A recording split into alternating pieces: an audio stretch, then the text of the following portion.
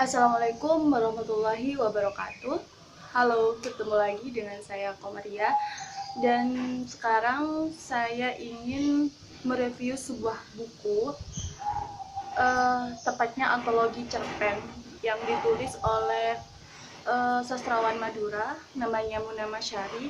Mungkin dari beberapa kalian sudah ada yang mengenal dengan Muna Masyari ini karena beliau ini aktif menulis karya-karyanya di media cetak, khususnya Kompas.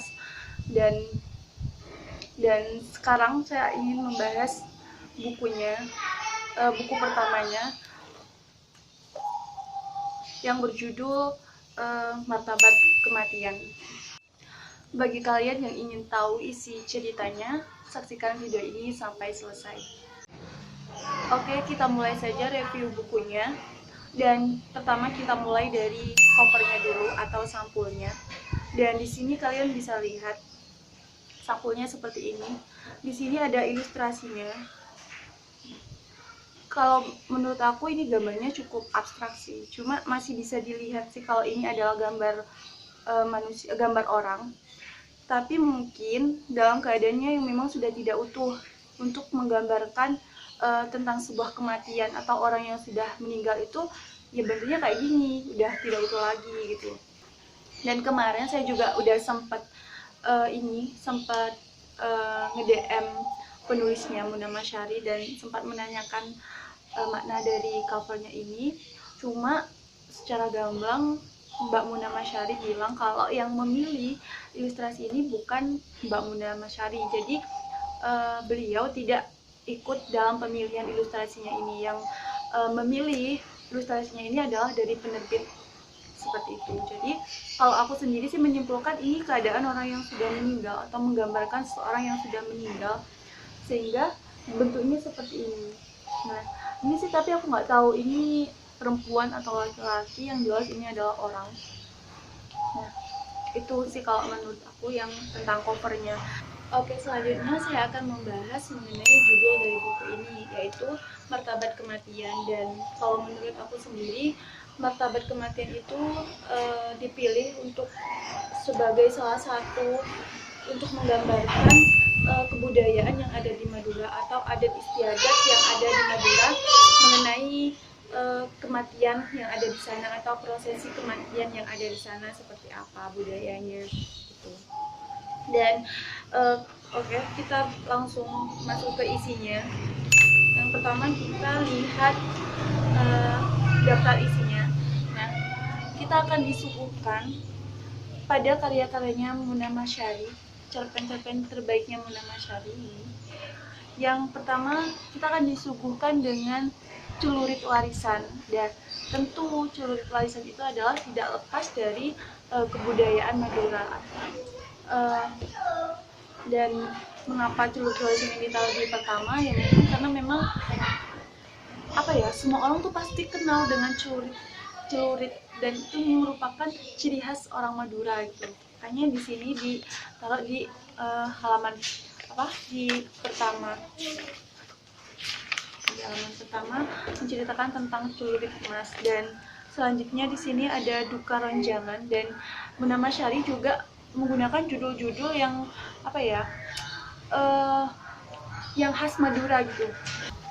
Oke, kalau dilihat dari daftar isinya, mungkin sebagian dari kita juga akan langsung berpikir bahwa memang ini adalah merupakan representasi dari kebudayaan yang ada di Madura. Nah, dari 17 cerpen ini yang ada di buku ini memang merupakan representasi dari kebudayaan yang ada di Madura. Dan kalian juga harus tahu bahwa di sini disuguhkan dengan cerpen yang menjadi cerpen terbaik 2017 pilihan Kompas, yang judulnya ini Sortana atau Kasur Tanah, dalam bahasa Indonesia Kasur Tanah.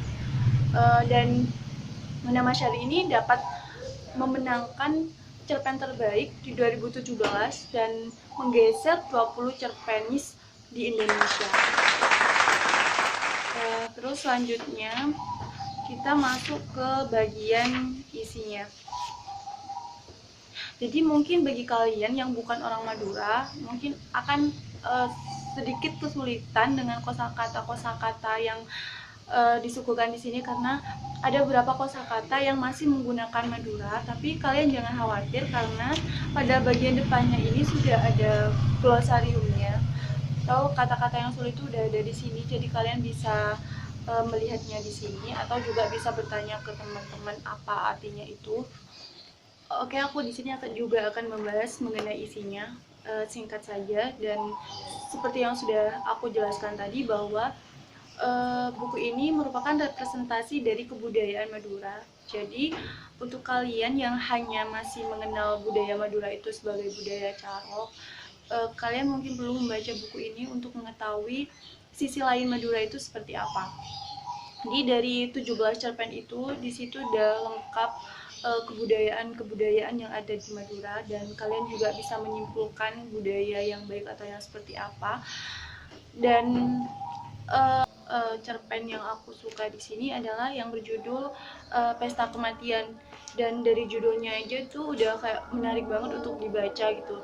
Dan Pesta Kematian itu menceritakan tentang seorang janda yang sudah menyiapkan kematiannya dari jauh-jauh hari, sampai-sampai dia itu hanya dalam kesehariannya hanya makan yang sederhana saja agar kematiannya itu bisa dirayakan, bukan dirayakan sih istilahnya, biar kematiannya itu tidak menyedihkan, tidak seperti piatu yang ditinggalkan oleh orang tuanya.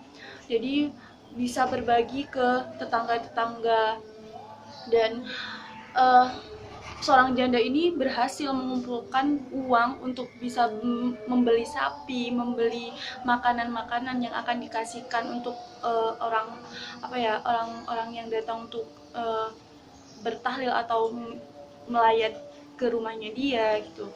Jadi menarik sekali ketika ada seorang janda yang udah menyiapkan kematiannya, udah menyeting kematiannya itu seperti apa nanti. Dan di sini juga Muna Masyari itu membandingkan dengan seorang duda yang malah tidak tidak memikirkan kematiannya itu nanti akan seperti apa gitu. Jadi seorang duda ini meninggal dalam keadaan yang mengenaskan, tidak meninggalkan harta, tidak meninggalkan sapi, hanya meninggalkan ayam, beberapa ayam, anak ayam kalau nggak salah itu yang baru disapi, terus meninggalkan kambing yang kurus, dan itu pun untuk dijual untuk membayar hutang-hutangnya. Dan di sini tuh kayak membandingkan dua orang yang meninggal dalam keadaan satu punya harta dan satunya nggak punya harta.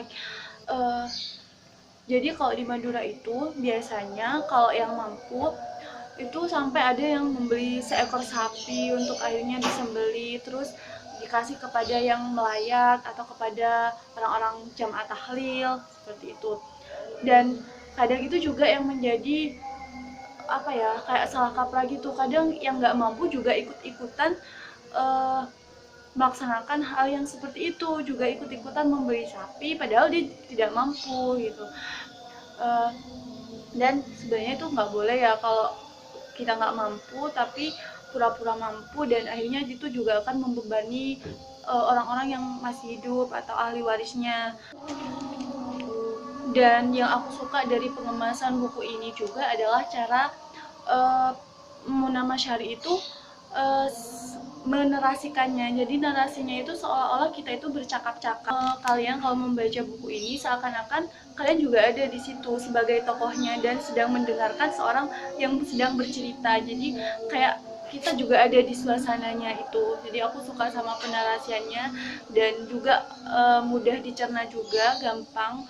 Cuma ya memang ada beberapa kata yang perlu kalian lihat di glosarium bagi kalian yang bukan orang Madura, karena ada beberapa yang kata-katanya yang masih belum diterjemah ke bahasa Indonesia, karena memang untuk menunjukkan identitas Madura tersebut. Oke, kalau menurut aku sendiri sih dari buku ini tuh hampir nggak ada kekurangannya ya, karena kalau aku sendiri sangat suka sama buku ini karena saya juga asli Madura, yang saya juga nggak terlalu tahu budaya Madura yang seperti apa, dan ketika membaca buku ini saya juga bertambah wawasan tentang kebudayaan Madura. Dan kalau kekurangannya mungkin bagi yang non Madura, karena di sini banyak kata-kata yang menggunakan kosakata Madura, jadi harus melihat terjemahan dahulu atau melihat glosarium yang ada di buku ini. Jadi mungkin agak kesulitan dalam memaknai kata-katanya itu. Itu sih kalau menurut aku. Dan sekian dulu review buku, dan mungkin selanjutnya saya juga akan mereview beberapa buku. Dan sepertinya sekarang Munamma Syari juga sudah menerbitkan buku lagi, dan kalau ada kesempatan saya juga ingin mereview buku itu. Saya penasaran dengan isinya, apakah sama, masih mengangkat kebudayaan Madura atau seperti apa. Tunggu di vlog selanjutnya, dan saya akhiri dulu. Wassalamualaikum warahmatullahi wabarakatuh.